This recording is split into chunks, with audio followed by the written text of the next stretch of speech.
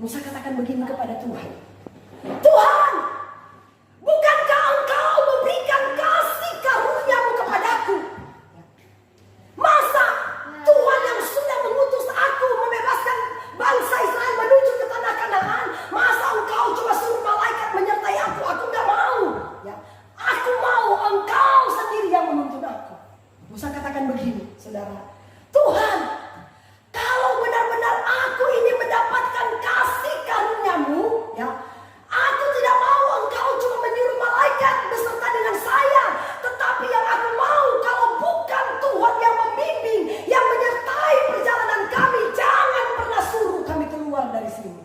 Tuhan bilang, oke, boleh-boleh saja, tapi ada syaratnya. Kamu mau aku yang berjalan bersama kalian, tapi syaratnya tanggalkan perhiasan. Engkau mau supaya aku yang berjalan bersama kalian. Kenapa aku cuma menyuruh malaikat? Karena aku tahu bangsa Israel itu adalah bangsa yang tegar tengkuk, bangsa yang keras kepala, bangsa yang paling susah diatur. Kalau aku sendiri yang berjalan dengan kalian, kalau kalian buat salah, aku pasti binasakan. Makanya aku cuma suruh malaikat.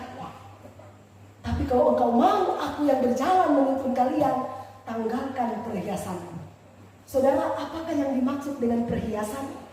Perhiasan itu berbicara tentang kebanggaan. Apakah yang kita banggakan?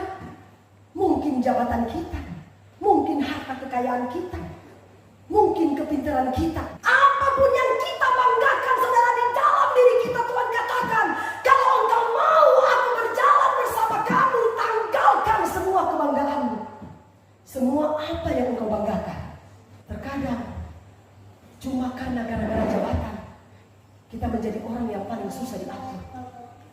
Gara-gara kita memiliki jabatan yang paling tinggi, hamba Tuhan menempelak dosa aja kita sudah tersinggung. Akhirnya kita mulai menyalahkan hamba Tuhan, berontak, mengusik hamba Tuhan dan menjelekkan kemana-mana.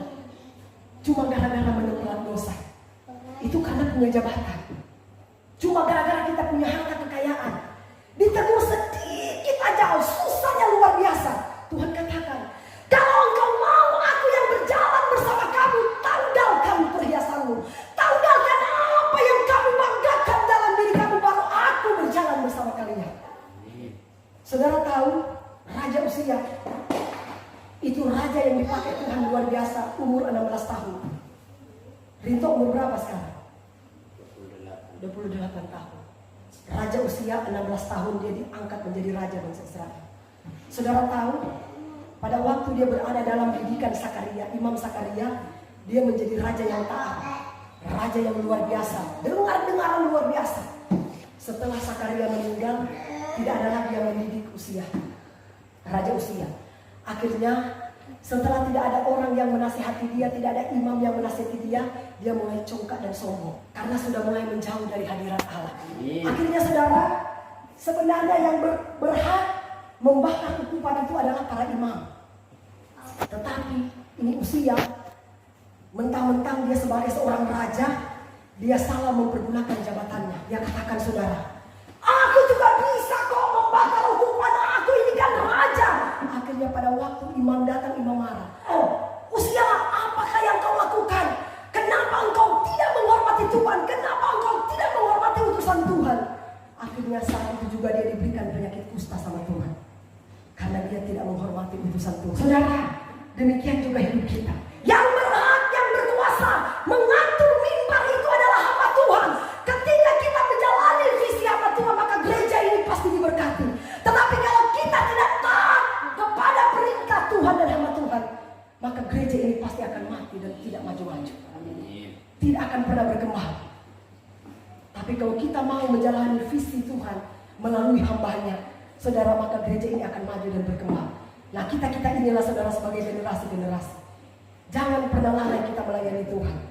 Karena melayani itu satu hal yang paling indah ketika kita melayani Tuhan. Karena dia adalah raja di atas segala raja. Saudara, Musa katakan begini, Tuhan, kami tidak mau kalau engkau cuma mengutus malaikat. Ya.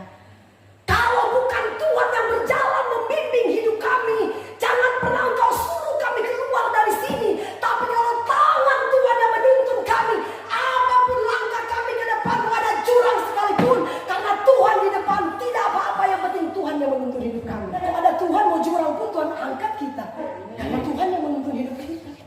Saudara, saya memang ini keras karena gereja yang bertumbuh adalah gereja yang mau makan makanan keras. Tapi gereja yang tidak mau bertumbuh, gereja yang suka mendapatkan makanan bubur. Karena anak-anak saudara, kalau dia masih anak-anak, kasih dia bubur. Kalau anak itu mau dewasa, kasih dia makanan keras. Biar dia bisa bertumbuh dewasa di hadapan Allah. Kasih firman keras dikejar. Mumpung kita singgung. Dosa harus disinggung. Amin. Kalau seorang hamba Tuhan tidak berani menyinggung dosa, mau jadi apa jemaat? Seorang hamba Tuhan harus berani menyampaikan firman yang keras supaya jemaat itu bisa dewasa lagi. Saudara, seorang hamba Tuhan yang murni, dia tidak takut kehilangan korban. Orang tidak berkorban ini tidak masalah, Tuhan sanggup memberkati hidup kita. Yang penting kebenaran harus diluruskan. Kebenaran harus, saudara, disebarkan ke seluruh dunia. Itulah yang Tuhan mau.